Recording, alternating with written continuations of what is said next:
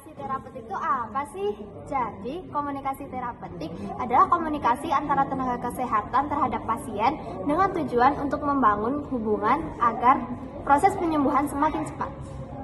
Nah, jadi di komunikasi terapeutik itu ada beberapa dimensi.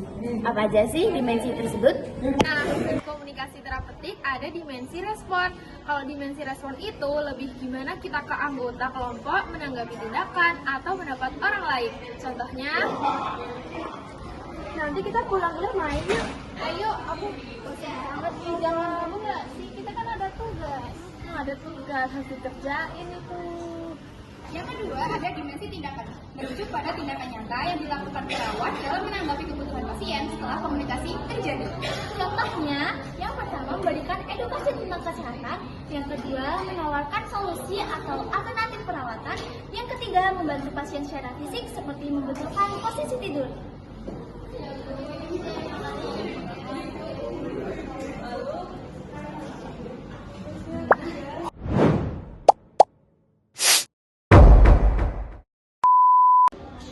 Saya akan berkontribusi semaksimal saya untuk kelompok ini dan saya akan mengembangkan kemampuan saya ke depannya. Semoga dengan adanya saya berada di kelompok ini, saya menjadi bagian yang aktif dan selalu mengutamakan kerjasama. Nah, saya akan mengupgrade diri saya di kelompok seperti terbuka terhadap masukan dan siap belajar dari kesalahan. Nah, komitmen saya untuk saling mengingatkan dan membangun, bukan menjatuhkan. Nah, inilah cara saya untuk menunjukkan bahwa upgrade diri dan komitmen bukan hanya kata, tapi langkah nyata. Untuk kedepannya, aku akan upgrade diri di kelompok ini dengan meningkatkan kemampuan komunikasi efektif, lalu mengembangkan kemampuan empati dan memahami perspektif orang lain. Lalu, di kelompok ini aku akan melakukan komitmen, yaitu aktif berpartisipasi dalam diskusi kegiatan kelompok, menghargai pendapat orang lain, lalu mengambil tanggung jawab atas tugas dan peran yang diberikan kepada aku. Oke, dan sekarang adalah bagian saya yaitu upgrade diri dan komitmen saya untuk kedepannya adalah fokus pada pengembangan diri, membangun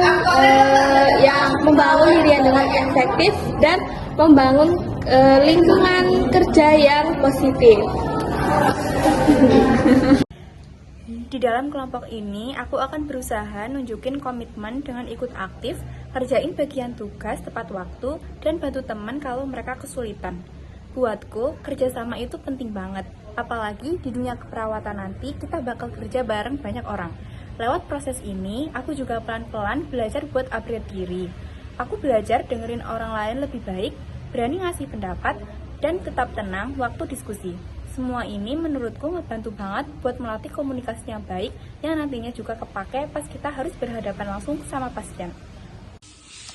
Saya menyadari bahwa menjadi mahasiswa keperawatan bukan hanya soal teori, tapi juga tentang terus mengupgrade diri. Karena itu, saya berkomitmen untuk terus belajar, berkembang, dan berkontribusi secara positif dalam kelompok maupun lingkungan kampus dengan menjadikan setiap kesempatan sebagai ruang untuk mengupgrade diri. Komitmen pribadi saya dalam kelompok yaitu aktif dan terlibat, kemudian menjaga kekompakan kelompok. Lalu, apa yang akan saya lakukan untuk upgrade diri di dalam kelompok? Pertama, meningkatkan komunikasi aktif. Kedua, meningkatkan rasa tanggung jawab dan kepedulian terhadap kelompok. Dan komitmen pribadi saya dalam kelompok, yang pertama bekerja sama dengan baik dalam suasana yang saling menghargai dan mendukung. Yang kedua, menjaga komunikasi yang terbuka dan jujur. Lalu yang saya lakukan untuk upgrade diri dalam kelompok yaitu saya ingin memperbaiki diriku baik dalam sikap ilmu maupun cara berpikir. Terima kasih. Jadi motivasi saya untuk upgrade diri, saya tidak bisa mengubah dunia tanpa terlebih dahulu memperbaiki diri. Dan komitmen saya bukan hanya pada hasil, tapi juga pada proses dan kebersamaan pada tim. Kalau saya ingin meningkatkan kemampuan mendengar aktif dan empati saya agar bisa menjadi komunikator yang lebih baik. Dan komitmen saya untuk kelompok ini yaitu menyelesaikan bagian tugas dan juga berkomunikasi dengan baik dengan sesama anggota lain. Terima kasih.